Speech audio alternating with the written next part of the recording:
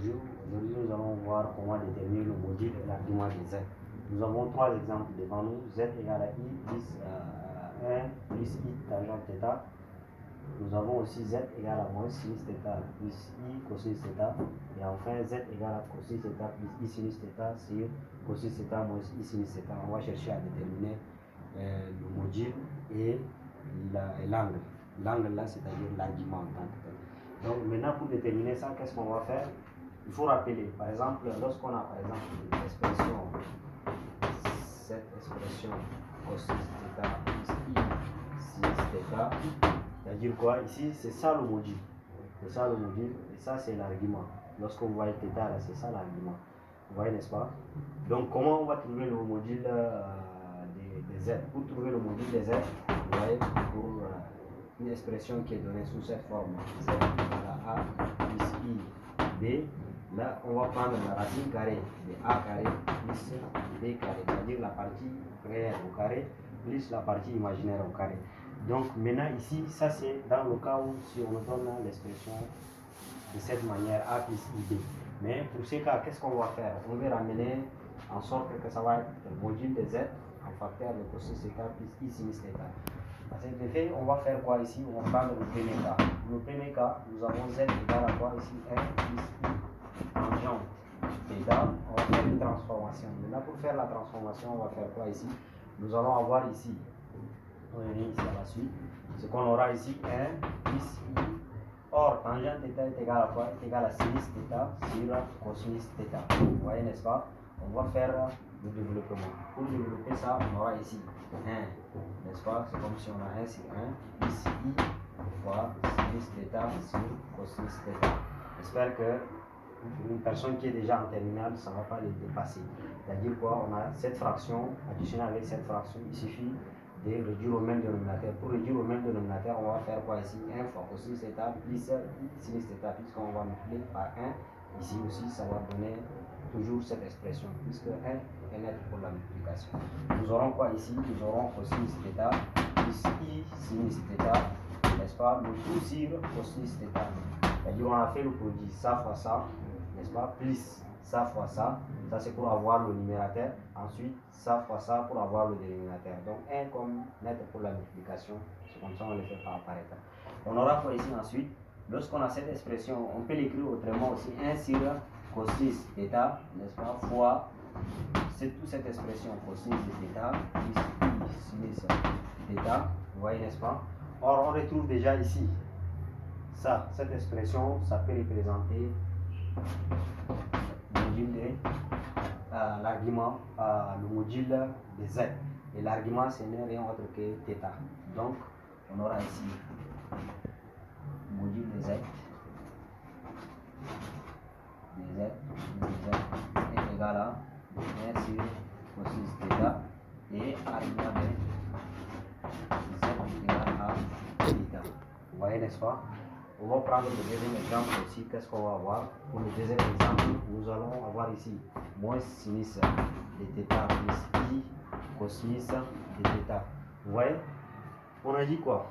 Lorsqu'on a cette expression, n'est-ce pas? On multiplie par cosinus de θ plus I sinus de θ là. On va dire quoi? Ce qui se trouve avant la parenthèse, c'est ça le module. Et ici, si on a l'expression I devant sinus devant I devant le sinus, là on va dire que θ qui était l'argument. Mais maintenant on voit ici I se trouve devant cosinus. Ce qu'on va faire, c'est qu'on va faire une transformation. Donc pour faire une transformation, on va essayer de faire disparaître le moins. Pour faire disparaître le moins, on aura ici sinus de θ. Or on aura ici sinus de θ moins θ là est égal aussi à cosinus de θ plus pi.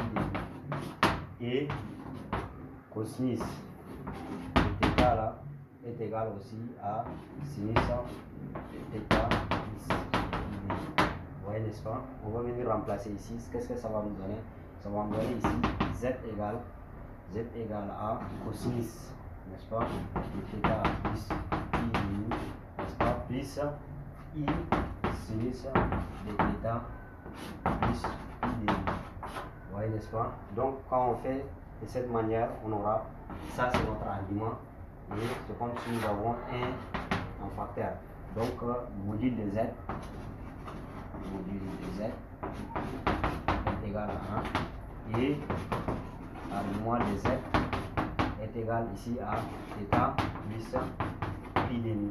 Vous voyez, n'est-ce pas? Ça c'est le deuxième cas. Maintenant, pour le troisième cas, nous avons ici le troisième cas. On va faire une transformation. Troisième cas. On a ici z égale à cosinus de θ plus sinus de θ, tout sur cosinus de θ moins sinus de θ.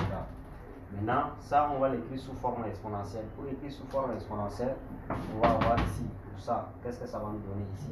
Ça va nous donner tout simplement est égal à cosinus de θ plus sinus de θ, tout sur cosinus de moins θ.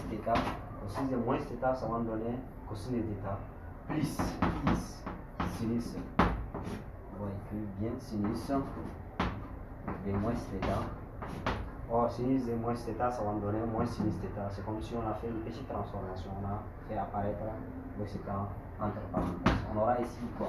Exponentielle de i θ, vous voyez, n'est-ce pas? Tout sur exponentielle de moins i θ. Vous voyez, n'est-ce pas?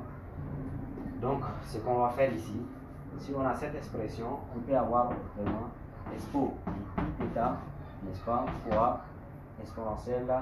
Quand ça remonte comme ça va être exponentielle de i θ, ça devient positif. Vous voyez, n'est-ce pas?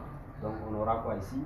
On aura exponentielle de i θ plus i θ qui va nous donner quoi? Exponentielle de d i θ. Vous voyez, n'est-ce pas? Exponentielle de d θ. Donc qu'est-ce qu'on aura ici? Pour ça, on aura ici z égale à expo de i d θ. Et là, quand on fait de cette manière, on a module de z est égal à 1 et argument de z, ça va nous donner quoi ici? Est égal à d θ. Merci de nous avoir suivis. À très bientôt pour une nouvelle vidéo. Merci.